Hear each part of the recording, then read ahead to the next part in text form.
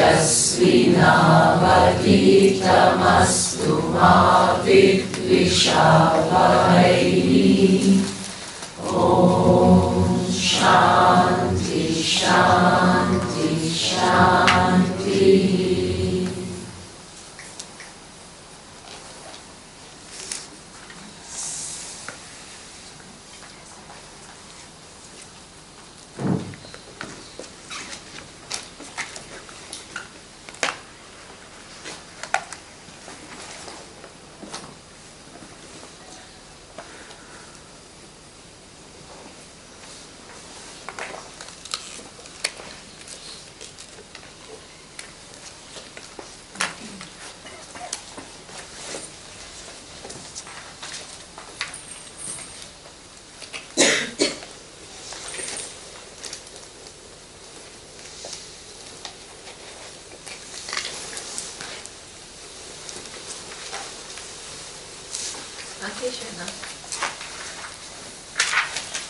Okay, so we saw that Ishvara was the material cause of the universe, and that's the prakarana, which actually had two terms to it.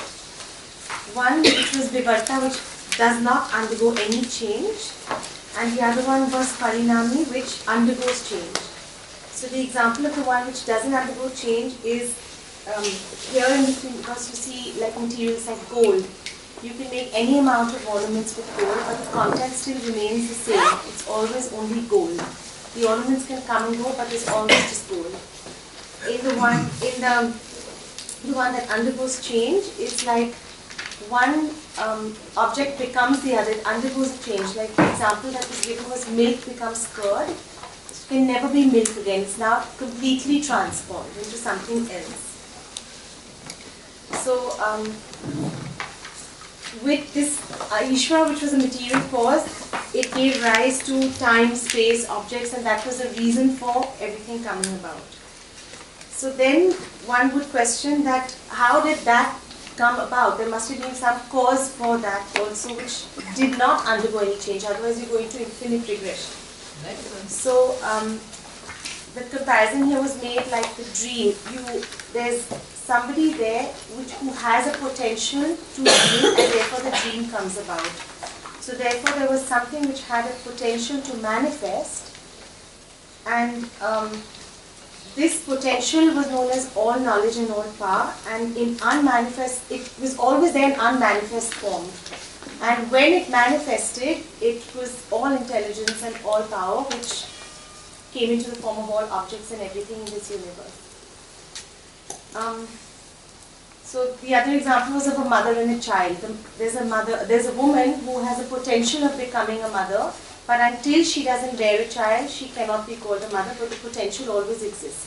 So in the same way, there was awareness which had this potential, and when it manifested, we call it Ishvara. Superb. Yeah. Totally accurate and totally to the point. Very nice. Excellent.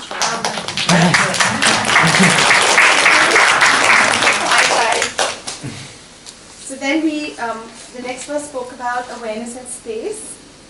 We saw that there were not many spaces, there's always only one space. So if it seems like there are many, because you can have a room, you can have a bottle, you can have a jar. So it's a space that is confined to that.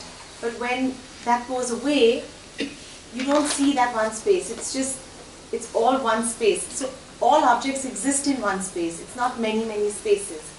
In the same way, we saw that awareness is not only confined to one object. It pervades all the objects, because Ishvara has all knowledge and all power, and Ishvara cannot exist without awareness. Whereas awareness remains unaffected. It doesn't undergo any change. So therefore awareness also pervades all the objects. And to see this better, to explain this, there were two examples that were given. Not two examples, there was Upadhi and Upahita, which we spoke about. So Upadhi was that which it's as though it lends its attribute to something else. It seems like it's that, but it isn't really. It's lending it. And Upahita is one which actually takes as though takes on the attribute. It doesn't really take it on, but it seems like it has. So a good example of upadhi, which as though lends its attribute, is all the forms. So for example, if you take a piece of glass and you put a blue cloth behind it, the glass appears to be blue. If you put a red cloth behind it, it appears to be red. So the cloth is actually lending its attribute of the color to the glass. So the glass appears like that. So all the forms in this universe are actually upadhi, because they have awareness in them, but they seem like they are the objects that we perceive. And upahita is actually the cloth, which upahita is always the blueness, like the blueness of the glass. Upahita is the upahita is the crystal or the bottle, which does not as though lends its attribute, takes on the attribute, as though takes on the attribute. So in this case, what is it? What is upahita? Brahman. Upahita is Brahman in this case. Okay, right. So it's taken on the attribute. It looks like it's the object, but actually it's not. It's actually only Brahman. And once you understand that Ishvara is everywhere, you also know that there has to be Brahman everywhere, because Ishvara cannot be independent of Brahman, whereas Brahman is independent of Ishvara. The next verse talked about another example, such as water. If you take water and color it black, it will look black. Color it pink, it will look pink. But actually, in its essence, it's only water. So with reference to Brahman, you can explain it as the verse talked about many jatis. There's human beings, animals, plants, there's so many in this universe. And we spoke about the human stages, which was one, the student stage, where it's all about learning, and then the grahastha, which is the householder, earning and having children. The vanaprastha, where is the growing stage. And in this stage you realize that despite all that you have achieved and gotten and gained in this universe, there's still something missing. So there's a kind of reflection on the experiences, and it tells you a reflection on what life is all about. The last stage is the sannyasa, where you know and you give time to your true nature, because you want to know your true nature. So you actually give time to it, and that's your real search. Also, that you've been given this human birth to reflect and figure out what it all is. So all these four belong to the upadhi. Excellent. Because they are a form that covers the nature of Atma. So they belong to the upadhi. Then the body was talked about, where not only just the body, also the objects, everything in this universe is made of the 5 elements, which are space, air, water, fire and earth. And also in the body you find the same things, like they correspond in the same way. So Vayu is the breath, which is air. Apaha is the body is 2/3 water. Prithvi is the bones, Prithvi, which is earth, is the bones, and the muscle is the skin. Agni, fire, belongs to the stomach, where all the digestion and everything takes place. And Akasha is the spaces within the body, which is space. Then the question came as, why is all these bodies different from one another? And we spoke about karma. We talked about Sukshma Sharira. Karma was after the topic actually. Yeah, we spoke about karma. Yeah. So the Sukshma Sharira, apart from the physical body, correct. You're right to be You're right. So why the bodies were different from one another was because there was karma, sanchita karma, which was attributed to all, not just all your actions and karma of the past, but also genetics and biological, physiological, psychological causes to make you what you are, unique from somebody else. And therefore you're given that kind of body, not just the body, you're given different experiences from everybody else. Then we did go off the topic of karma, but I won't go into that. Okay, so then apart from the physical body, you have a subtle body without which there's no life in the body. And there are 4 particular the subtle body is divided into four. One is the prana, which is the breath. Then is the manas, which is the mind, where you have the capacity to think. The eye sense exists in here, and all the emotions. Then are the das indriya, which are the five sense organs, five organs of action, and also these are also made up of the five elements. Yes. Yeah. Yes. So the five, like for example, vayu is touch. Vayu, which is air, is touch. Agni, which is fire, is in the form of eyes. Apaha is the tongue, water, where you taste. Prithvi is to smell, and that's the nose. And which was the other one? Akasha is sound, where it's from space. So all the elements are outside, but in context with the body, Vedanta shows how they exist within the body as well, in the subtle body. Outstanding. Wow.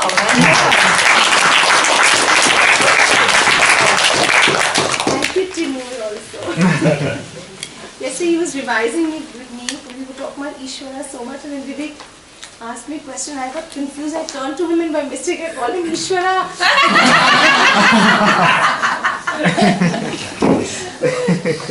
Good. It's amazing if you prepare and if you think about it, how much you can, how much we have seen. And she kept saying, oh, we've seen so much.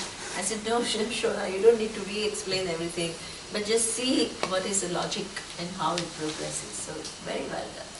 Excellent. Really, the fun was really great to discuss, because it was few of us who were there discussing and kind of working together. It was really nice. It was. First it was two of us, then two more joined, one more joined. It was really nice. Someone else came, I think.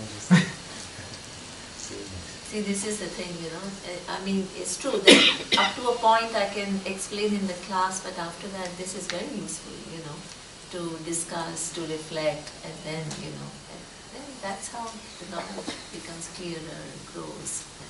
Very good. Very good.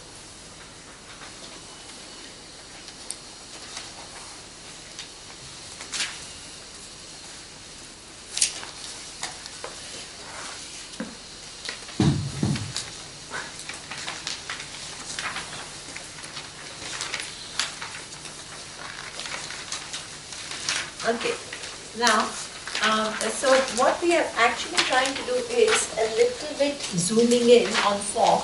This is how the whole prakriyas move. First we say all the forms come from Ishvara and they are manifestation of Ishvara. And we give a simple example called clay and pot. But when we look at the universe, it's not just pots, right? It's a complex universe. So what we do is we little bit zoom in on these forms, and then what did we come to? We say that there is a physical body, then there is a subtle body, as she just explained, right? Now, these are what we call, they come here and you can see it, right? You can, you can't see it, you can see the physical body, but along with physical body, there is a subtle body which makes that physical body alive, right? And each one not only has a unique physical body, but each one also has a unique subtle body. What does it mean? The eyes and their capacities are different, the minds and their inclinations are different. This is what we call differences in subtle body.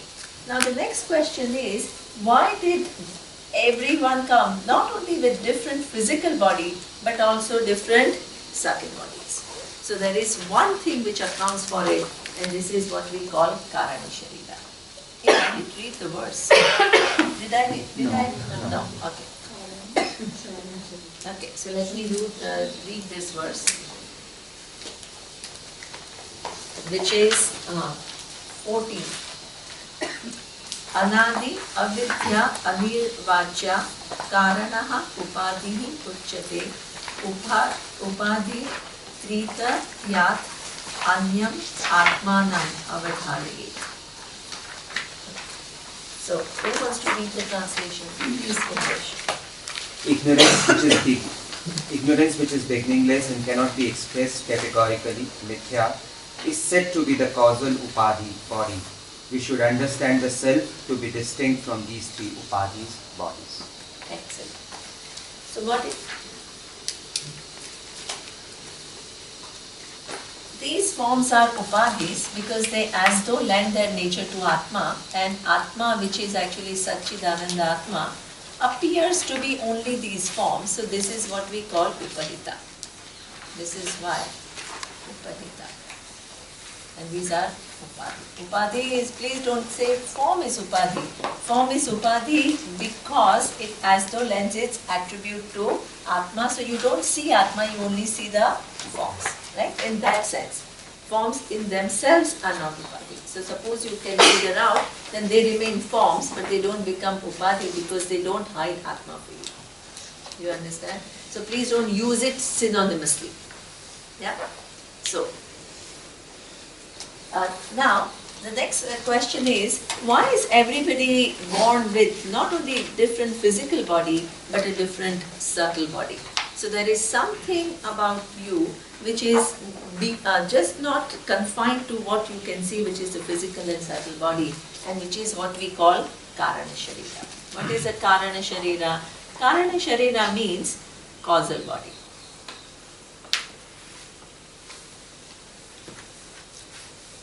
Okay. So now, what it says is, Anadi Avidya Anirvacha Karanaha Upadhi Iti Uchyate. So that means, now first, let's see what constitutes Karana Sharira. What is Karana Sharira? Here we saw it is 5 elements which are organized in a certain way. These are also 5 elements which are organized, but these are grossified 5 elements. These are subtle 5 elements, and they account for physical and subtle body. So what constitutes Karana Sharira? What is this causal body? So, as I had said earlier, every action that you perform has 2 forms of result. One is what we call drishta phalam, the seen result, which is immediately experienced by you, and the other one is what we call adrishta phalam, the unseen result, which will accrue to you not immediately but some later, at a later point in time. So there is a time lag between when you actually initiate the cause and the effect of which when it is felt. Okay? So that means there is a provision in the universe that once you have performed any action, even if that action is no longer there, the effect will continue. So there is a provision. So that means there is a provision of storage of that the cause and its effect, which is not yet manifested, but it will manifest sometime in the future. So this is that storage with reference to your actions that you have performed, which are unique to you, is this. This is what we call causal body. All the adrishta phalam, the unseen results of the actions that you have already performed. So the unseen result itself is divided into 2 categories. If you have performed appropriate actions, then it is going to produce some favorable results for you, which is what we call punya. And if you have produced inappropriate actions through your own faculty of choice, it is going to actually translate into some uncomfortable situations, and that is called. So that means these are all what? Unseen. They are in a seed form. So that in order to produce the favorable situations or unfavorable situations, it needs physical body and mind. Without physical body and mind, you can't experience this. So what happens is, when this body goes, but this still remains. So what happens in any given lifetime, when we take a body and when we take a mind, we use not all the adrishta phalam which are collected over lifetimes, they all can manifest in a given life.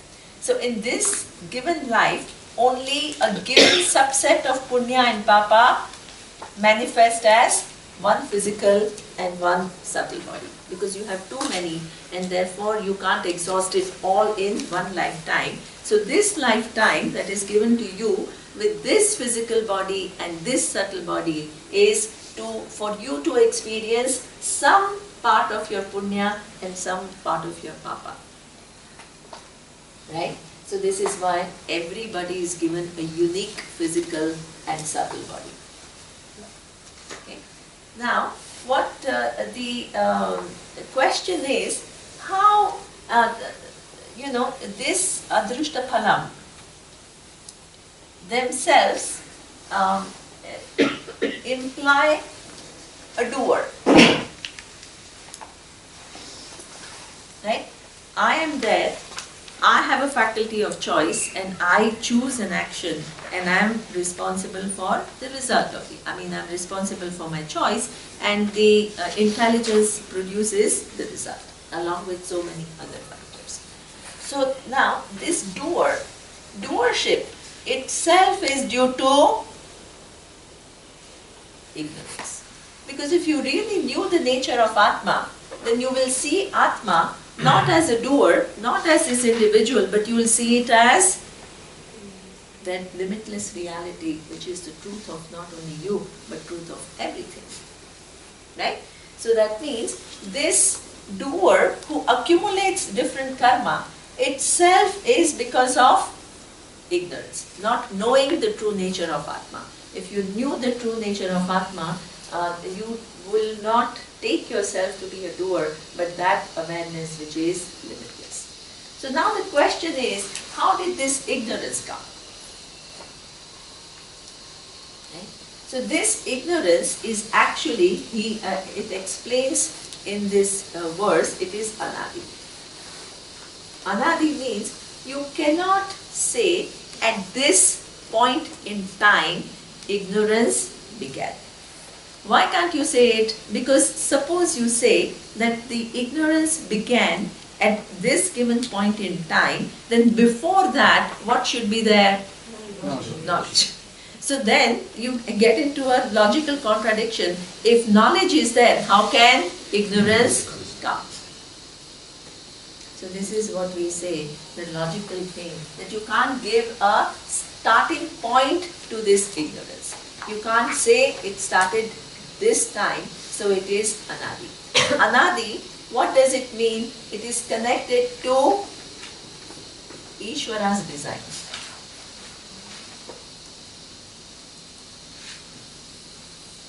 What kind of Ishvara's design? It is connected to what we call that Maya Shakti, which existed before the creation. So that means it preceded the creation, the knowledge and power. Then it manifests the universe, which then becomes the time, space and object universe. So there is Maya has two kinds of Shakti with its knowledge and power. It has two Shaktis. What are the two Shaktis? The Shakti itself is divided into, the power itself is divided into twofold power. One is Vikshepa Shakti, that means capacity to project the universe, capacity to manifest the universe, and the second is what we call Avarana Shakti. What is Avarana Shakti? It manifests the universe, but in this universe, when the forms come into manifestation, they don't know this reality. What do they not know the reality? That all that is here is Ishvara and the truth of Ishvara, which is Brahman. So that Avarana leads for them to conclude that all I see are the forms and therefore the world constitutes of forms. So that means the Avarana Shakti of Maya, which is of Ishvara, with reference to you, it becomes avidya. Please explain this. Yeah. Avarana Shakti. Okay. Let me give you a simple example. 1 minute. Just one thing after the other, please. Because these are difficult things and we need to concentrate. But if you don't get after a certain point, I have 5 verses to do in this class. Because now I have to think about, I have to finish. Right? I have to finish the text. So, Avarana Shakti, I will re-explain. What it means is, just let me give you a simpler example, then I'll go back to the conceptual example. So, when you're born, right? So even now, we are born and we have eyes, and the eyes give us a certain data. What kind of data? I open my eyes and it seems as though the earth is flat. Right? I open my eyes because everything seems flat. So that means the reality of the fact that the earth is globe is covered for me. Right? But there is also a potential given to remove that ignorance and actually come to know what is the reality about earth, whether the earth is flat or it is globe. So this is what we call avarana shakti. The certain realities are covered from our understanding, but we have the potential of knowing it.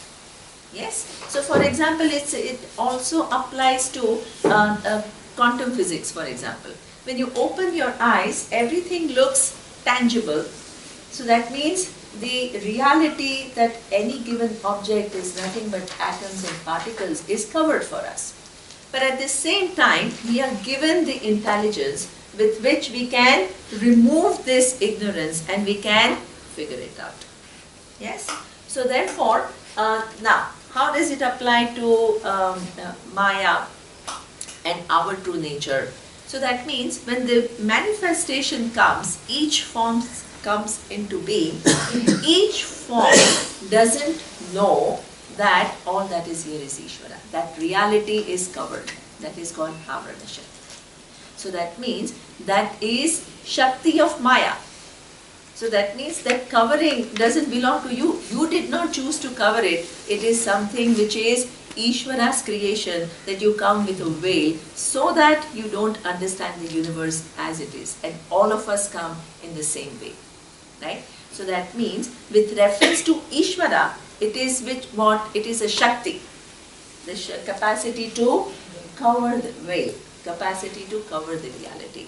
But from your own standpoint, it becomes avidya, it becomes ignorance. Because of that veil, you don't understand. At the same time, you are given the potential to understand. So therefore, avidya, what ignorance about your true nature, doesn't have any beginning. Why does it have a beginning? Because it precedes the manifest state, the manifest universe. It comes before, it's in Maya, the potential. So that means it precedes the universe. So therefore, you can't give it a time. You can't give it a beginning. Because if you postulate the other way and you give it a beginning, you will run into logical problems.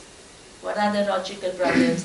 If ignorance began, before it began, the opposite of ignorance has to be there, which is knowledge. So then, if knowledge is there, how can ignorance come? But it comes because it is part of this Maya Shakti, Avarana Shakti. At the same time, you are given the potential to remove it. This is why you need Ishvara's grace. Because you have to pass Ishvara's Avarana Shakti. So, and therefore, that Avarana, the veil that you have come with, and everybody has come with, it has to be lifted. And it's not up to you when will it be lifted. What you can do is keep trying, but ultimately when you'll understand that is not entirely up to you. This is why you need Ishvara's help. Okay? Now, Vio. So both the ignorance and knowledge are within Ishvara, within as a creation, which has no beginning. So that's another reason why we cannot attribute a beginning to knowledge or ignorance. Right? So, when you are talking about ignorance and knowledge within Ishvara, we are talking about ignorance and knowledge which exists in human mind. Yeah. Yeah. So that means this knowledge, see there are two. One is knowledge of Ishvara which has no beginning, and it is not limited, right? The other one that you are talking about is a human mind. Right? A human mind has actually all of us. Let's refine it slightly. All of us are born in a way that we are ignorant. in the sense that you don't know how to speak, you don't know math, you don't know physics, you don't know anything. So that means a child is born with what? Ignorance. That's why we all go to school, and we try to go to the best school so that we can remove our ignorance. And in one lifetime, you can learn so many things. So we come with ignorance. That's our original capital. But we also come with potential. What kind of potential? Potential to remove that ignorance and to learn things. So we come with a potential to know. So in this lifetime, with reference to your mind, so suppose you have a potential to remove ignorance about quantum physics, you have you have potential to remove about biology, about genetics, about economics. All these potentials are there, but you have to choose which ignorance you want to remove, right? So even about your human growth, your looking at the world differently, all of this are given as a potential. So that means either you can choose to remove ignorance about the world, and within that there are infinite possibilities, what you study. Like in India, when we used to study in 80s, I studied in 80s, not we used to, I studied in 80s. So, we had only 3 subjects, what? Science, math and arts and commerce. Then I went to the US to study, and they had like, God knows how many different subjects, And I was like, wow, some of these things I didn't even know what it meant to study. I'm studying creative writing. Now what does that mean? I had no idea. But what it means is anthropology and all, so many things people studied, and I was like, wow. So what it means is you have all these possibilities to remove ignorance about, and that about the world, even within that there are so many choices. But what happens is, this is endless. So you can, even one given thing, you can't know totally. So you can devote your whole life to knowing that thing, and whole life goes. But you are also given a choice. This is very good. But you are also given a choice to remove ignorance about this knowledge. That is also given as a potential. What is my nature? What is nature of Ishvara? What is the nature of? So that means both the ignorance is the original capital, potential is there, and you have to choose which ignorance you want to remove and in which domain. Yeah? Okay.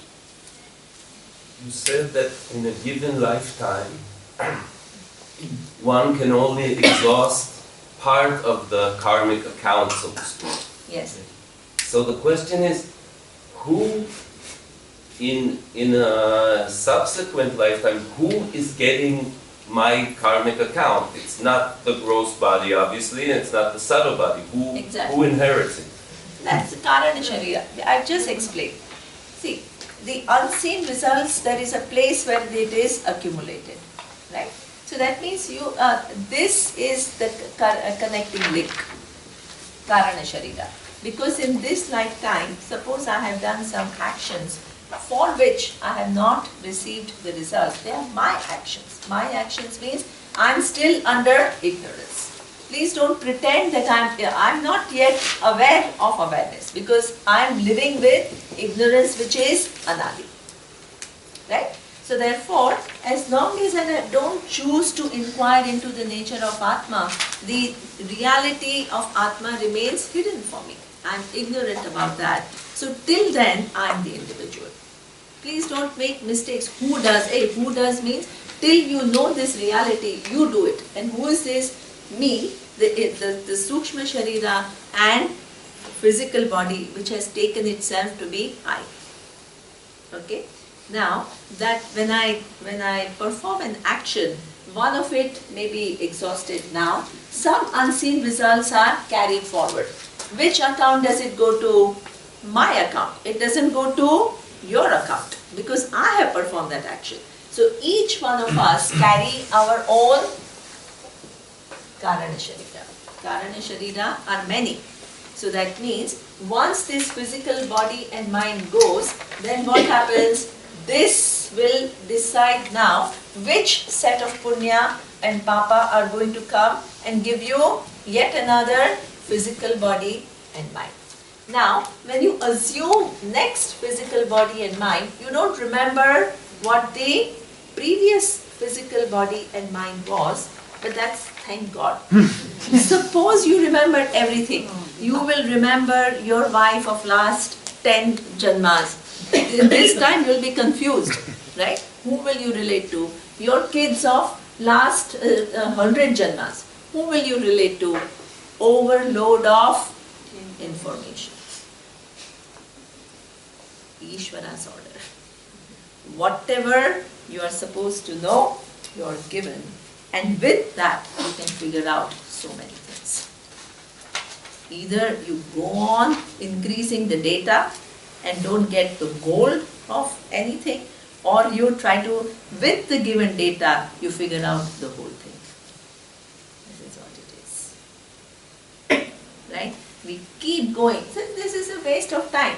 You can't handle this life's information. That itself is overwhelming. You go to past life regression and you remember last time. Now what has happened? The pool of data which with you have to deal with has increased. Your ability to deal with it is exactly the same. It becomes overwhelming. So that means we don't waste time. This capacity is given to us. You have to choose what you want in life. Either you can use your intelligence in all kind of frivolous thing, thinking that it's very big because it gives you a kick. Or you decide what is essential and work with the essential to figure out everything. So therefore, we don't get into further and further details. And what we get into is the crux of the things. This is also a problem of many scholars. I used to work with the UN. So there's so much, they know so much. They know economics and they have done PhD and they've done going on and on and on. Now when they have to write a paper, what happens is they want to put this and they want to put this and it becomes like, what are they talking about? So when you have to write something, you have to say, what do I want to convey? Everything that you know you can't convey. And which is the logical order in which I want to convey. What is the argument that I want to make? So that means from this pool of knowledge, you have to use certain pertinent knowledge and organize it well for clarity. This is general life. We all want more and more knowledge and more information. And we get caught in information and we miss the main point.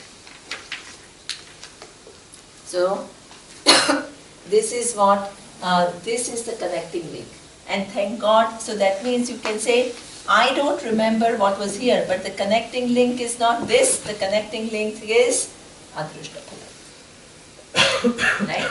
Till the time that you don't know the reality. Don't pretend that you are awareness when you don't know this reality. What you are trying to do is to remove the ignorance so that you know the true reality. And potential to remove ignorance about your true nature is given to you in this human mind.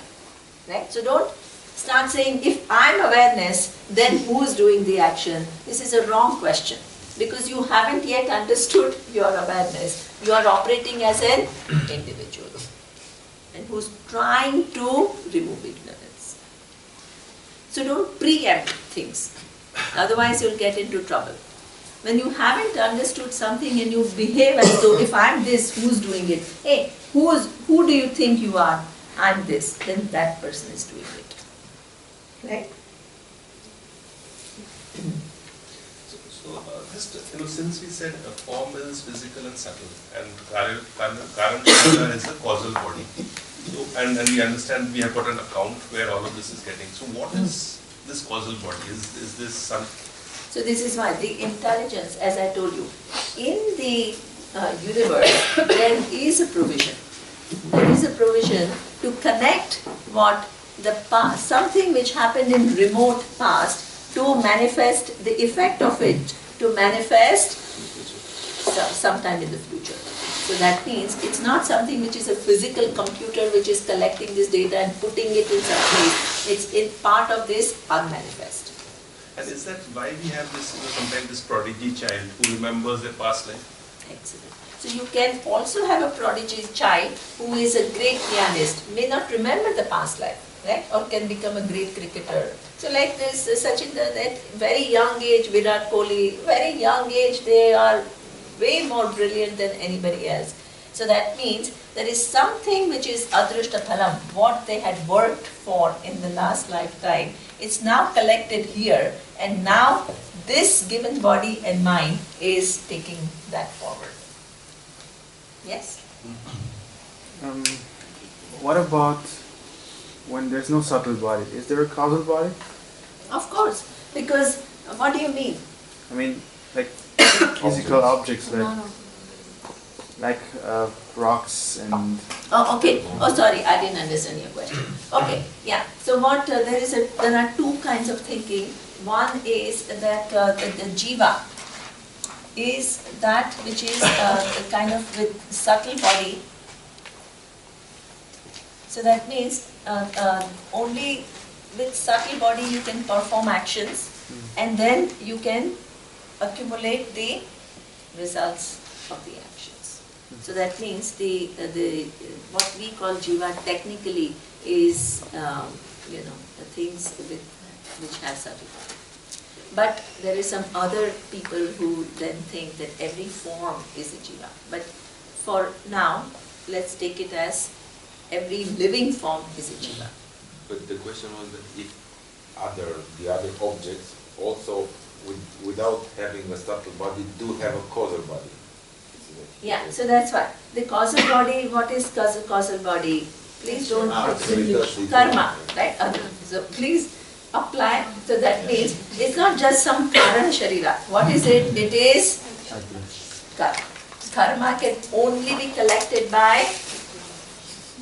Right. So then all these kind of, so that is.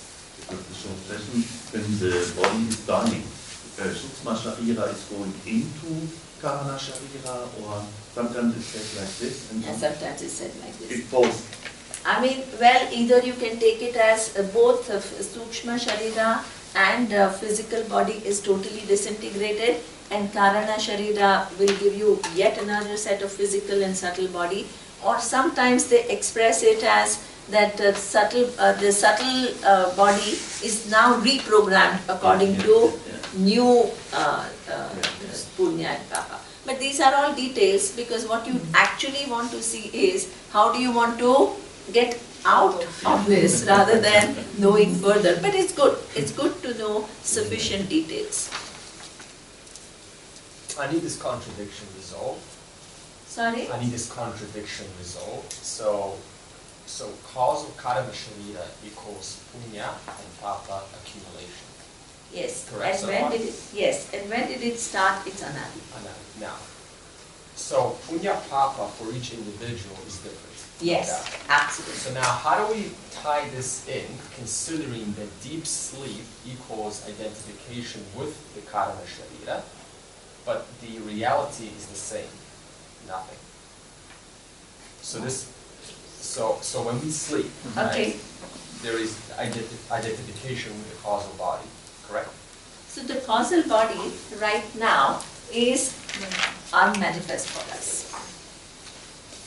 If causal body, what is manifest is physical and subtle.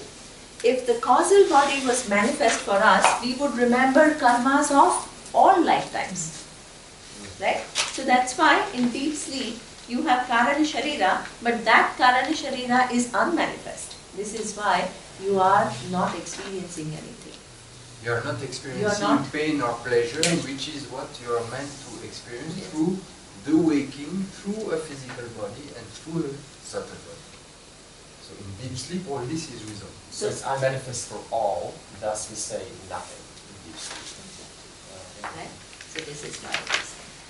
And in fact, thank God, because it gives you a respite.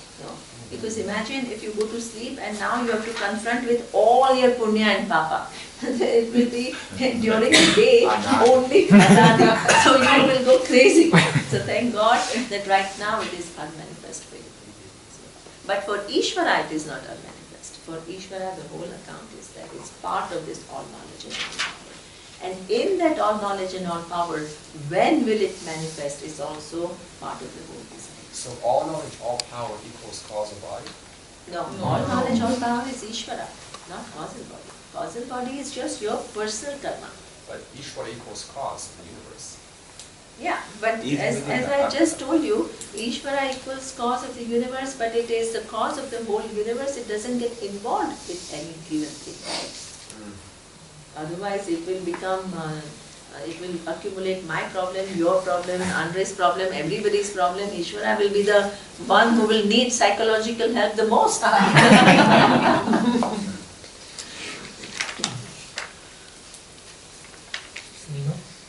could you repeat the definitions of the two Shaktis of Maya? Can anybody else do it? Because I think I have. What is Vikshepa Shakti and what is Avarana Shakti? Vikshepa Shakti is the power to project, like in the dream. Ishvara is the capacity to project the whole world. And Avarana Shakti is to cover, to veil. Ability to remove the universe. The capacity to cover the reality, but at the same time having the potential to remove this cover. Super. Excellent. Totally accurate. Right. Very good. Both of you. Okay, let's move. Yes, just last question, but then I can't. Yes, please. Why do we call it Maya Shakti? Sorry? You called Vikshepa Shakti and Avarana Shakti called Maya Shakti. Yeah, because see, this is all Shakti is power. As I told you, this Maya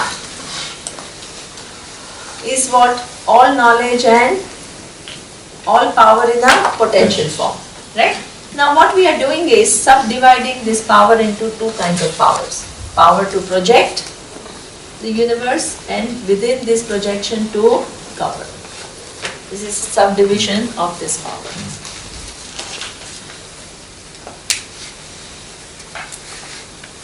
Sorry, I have to clarify for myself. In Avarana Shakti, there is not the power to know. Avarana Shakti is the Shakti of Ishvara. Due to us, it's ignorance, and with it, ignorance is coming also the key to know. Is this right? Yeah, so that means, see, in this projection, the whole universe comes with this whole thing, right? It projects, it is covered, but in that cover, it's not a permanent cover. There is a potential to.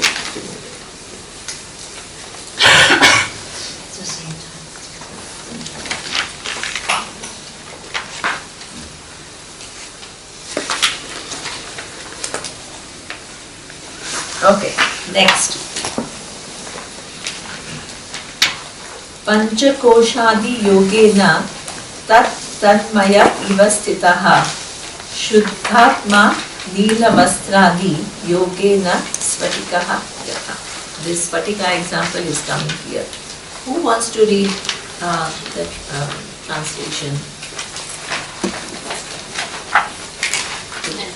Due to its association with the five koshas, the pure self seems to take their form unconditioned, as in the proximity of blue cloth, etc. A clear crystal also appears to be blue, etc. Okay, so that is, now it is moving to, it used, in this case, what is this text doing? You need to understand that. That is the most important thing. Otherwise what happens is you don't know what it is doing. So,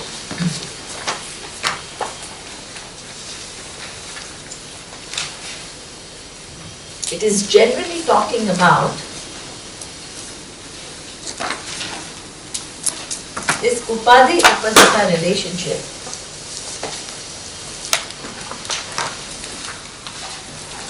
That this form, having come, what has it done? It has hidden the nature of Atma, which is Brahman. And what kind of form is it? The first prakriya was used to zoom in on this form and to say that this form is constitution of physical, subtle and causal bodies.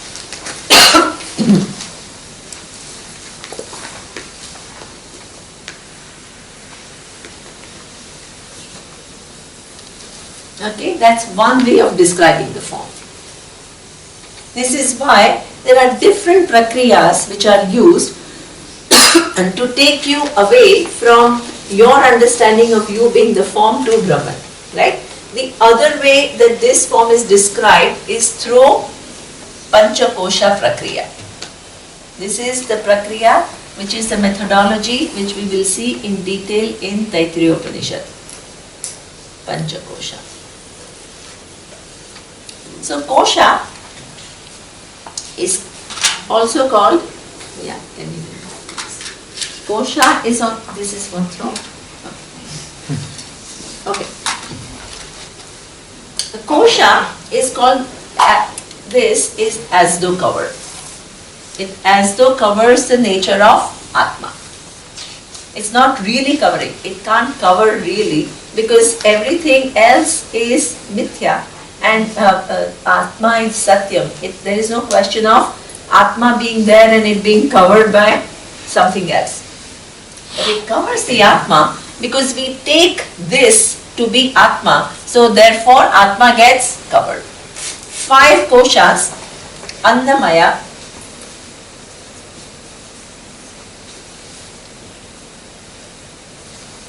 what is Annamaya? Now, initially the physical body was talked about as combination of 5 elements, right? Akasha, Agni, Vayu, Apaha and Prithvi. Now, the body is talked about differently. It is talked about as Annamaya Kosha. What does it mean? That the body is nothing but digested food.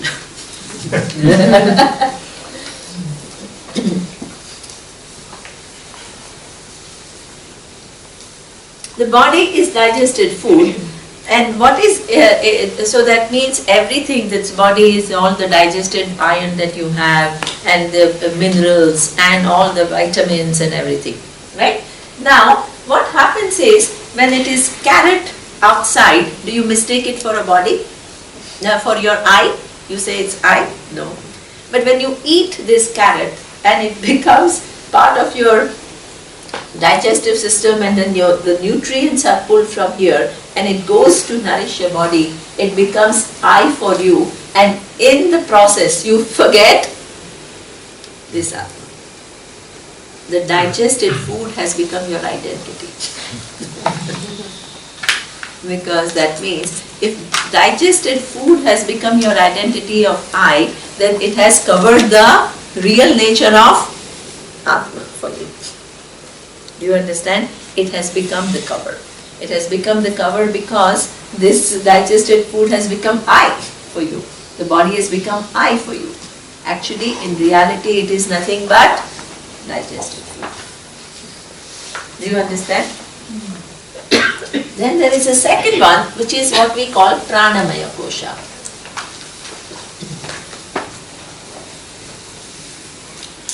What is that?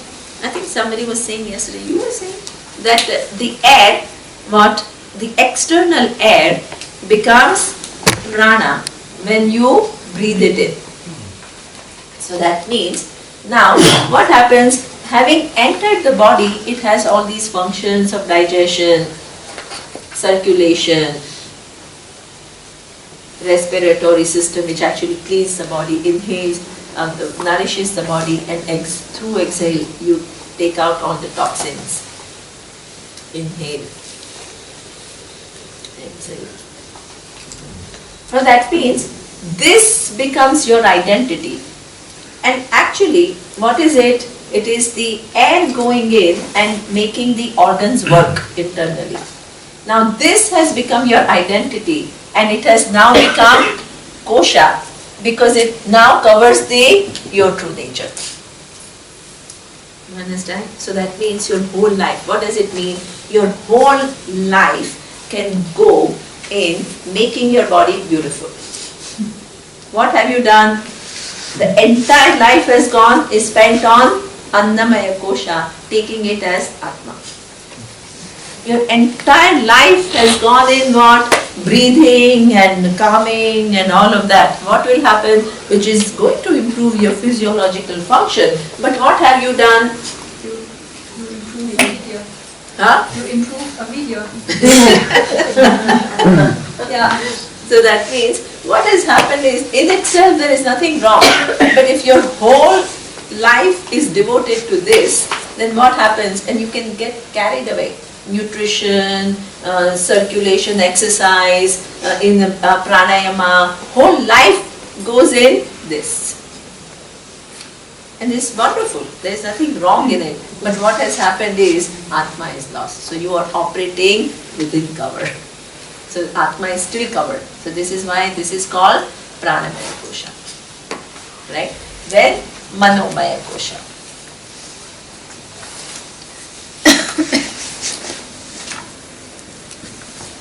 A given function of your mind, which for now, it can be looked upon at different levels. But let's, for now, because I can't go on infinitely, but right now let's look at it as the emotional life. So the external situations produce, some emotions, and some of them are healthy and some of them are distorted. But what happens for many of us is whole life goes only in fixing our emotions. And fixing our emotions also have its own definition, which is what I want to be this person, which may be impossible. I want to have no fear. That itself is impossible. So that means whole life is dedicated to, and this was a beautiful, brilliant meditation of Surya this morning. I really enjoyed it, because how he showed that the whole emotional life is within Ishvara's order. And if you're trying to eliminate it, it is actually working against Ishvara's order. That was really very, very well put, very nicely put. I was moved by that, very nice. So that means so that means you have to work, the mind has come with its emotions. And you have to bring Ishvara in your mind, and you have to flow with your emotions rather than stopping it. But the whole life is not only about taking care of your emotions. So that also we lose perspective. First of all, we try to fix the mind. Secondly, because that's our whole identity. Secondly, we don't even know what is called fixing of the mind. Am I trying to eliminate my emotion? Am I trying to free it from distortion? What am I trying to do? Or am I trying to suppress it or ignore it or deny it, or what am I doing? But I'm obsessed here. I can't go anywhere beyond that. So that means even Manomaya becomes what? A cover. Cover, because your life is dedicated here. And even if you dedicate your life, there is lack of clarity. What am I trying to do with my mind? So that is what we call Manomaya Kosha. Then we call Vijnanamaya Kosha.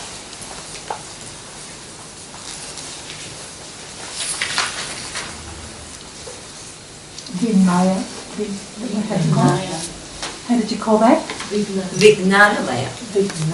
Vijnanamaya. You will write after the class.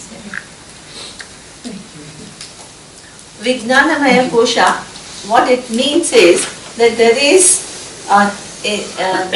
this can be taken in two ways. This is your buddhi. But in this case, let's look at your buddhi not only as your cognitive capacities, but you as a doer. So that means life is nothing but, so at buddhi is a doer. Why? Because at the level of buddhi the decisions are made. This is why it is called the doer, right? So that means we all, situations present themselves in front of us and we need to decide, what am I going to do?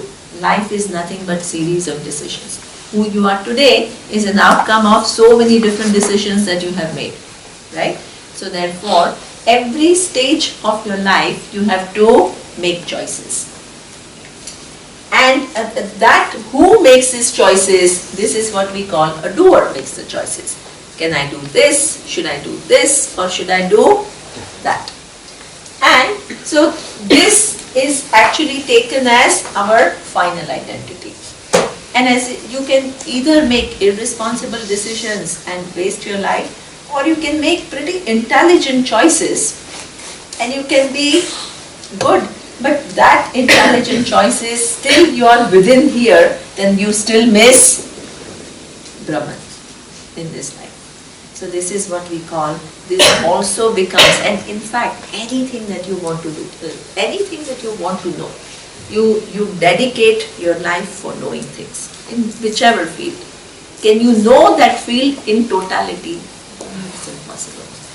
So that means your whole life can be dedicated here, but in that process, what happens is you miss Brahman. So Vijnanamaya becomes a kosha for you. Itself is not a kosha, but it becomes a kosha because it totally consumes you, and what you do is miss the final reality. Okay? And the final is what we call Anandamaya.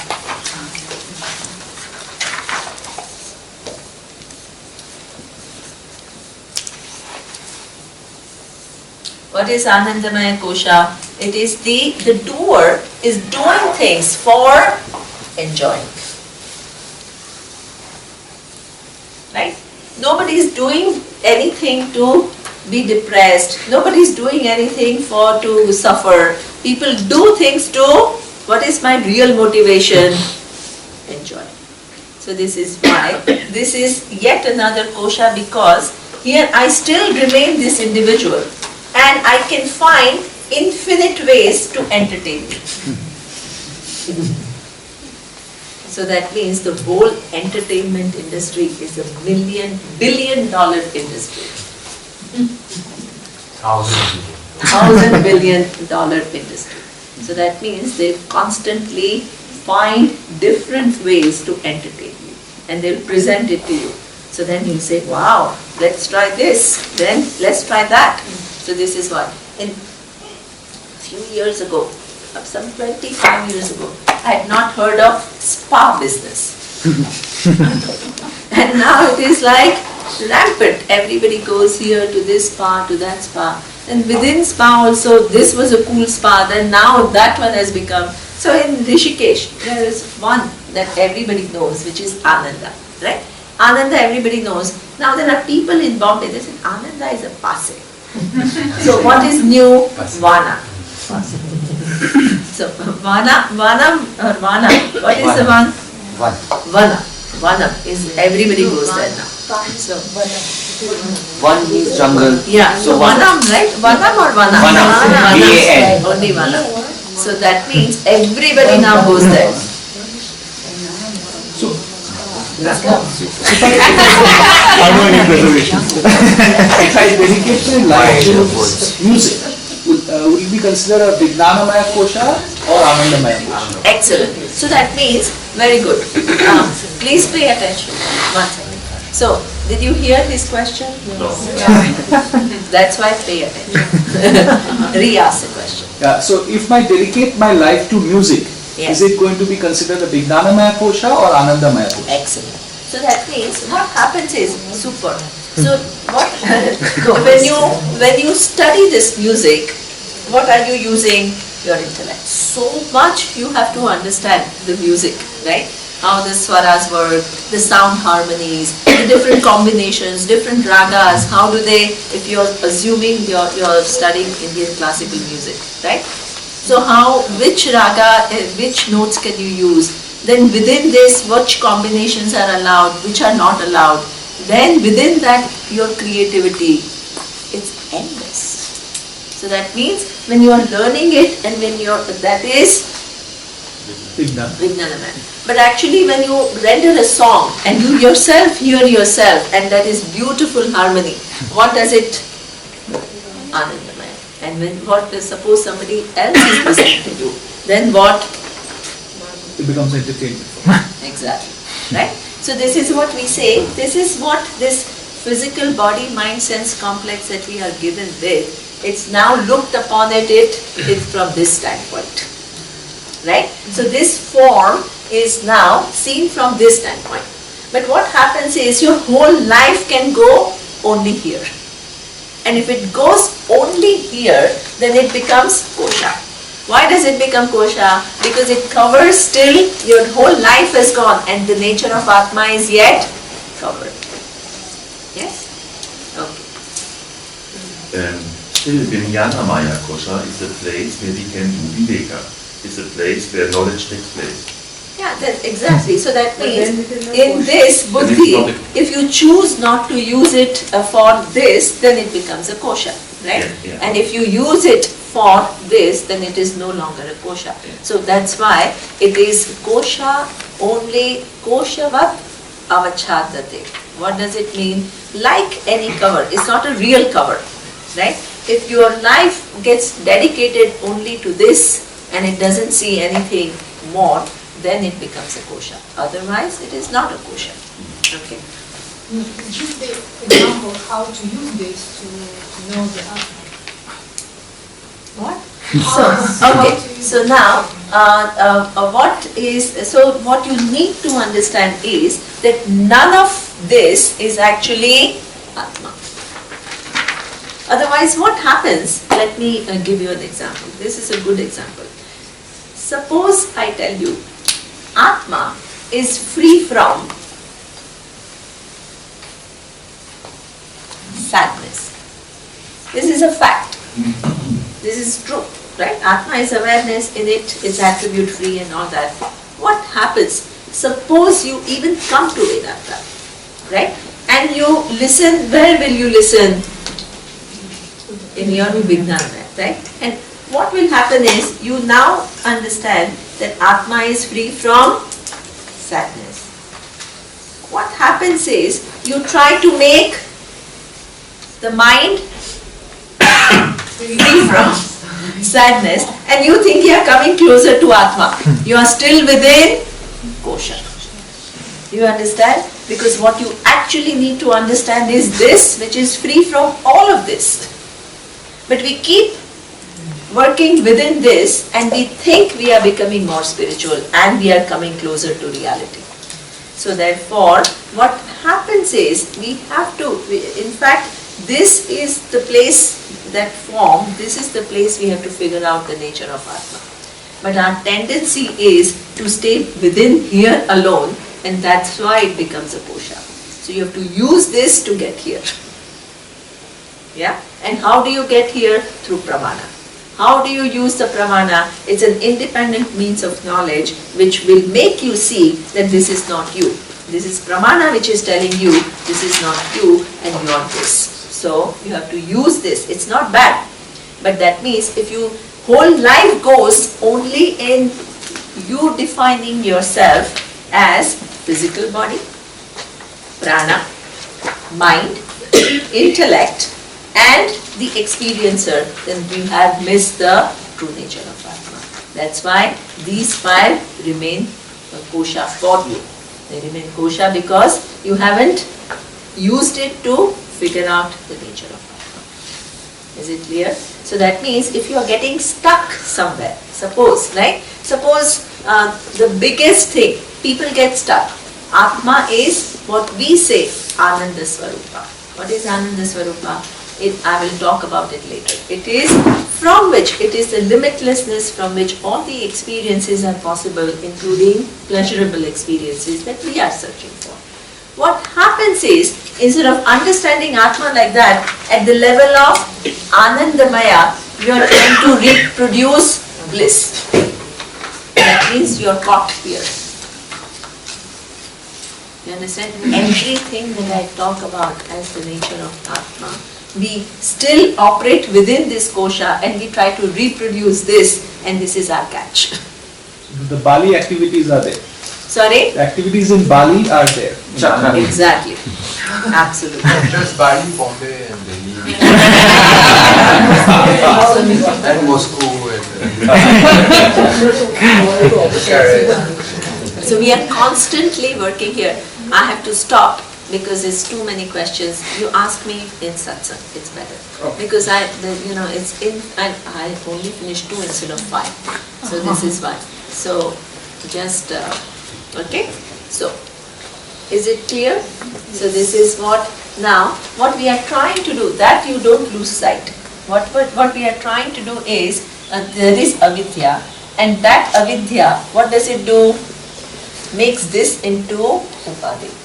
This avidya, this becomes an upadhi. The form is taken as the reality. It covers the nature of Atma. What is this form? Itself is described through different prakriyas. Different ways this form is described. The first prakriya described this form as sthula, sukshma and karana sharira. The second prakriya described the same form in this manner. Annamaya kosha, pranamaya kosha, manomaya kosha, vijnanamaya kosha and anandamaya kosha. Okay, so that means that which is digested food, which is the body, the prana, the digestive function, the mind and its emotional life, the buddhi and its decision-making capacity, and within the mind there is an enjoyer who wants to do things for one's enjoyment. So whole life goes here and we miss the nature of Atma. Okay? Now, the next I will see in the next class.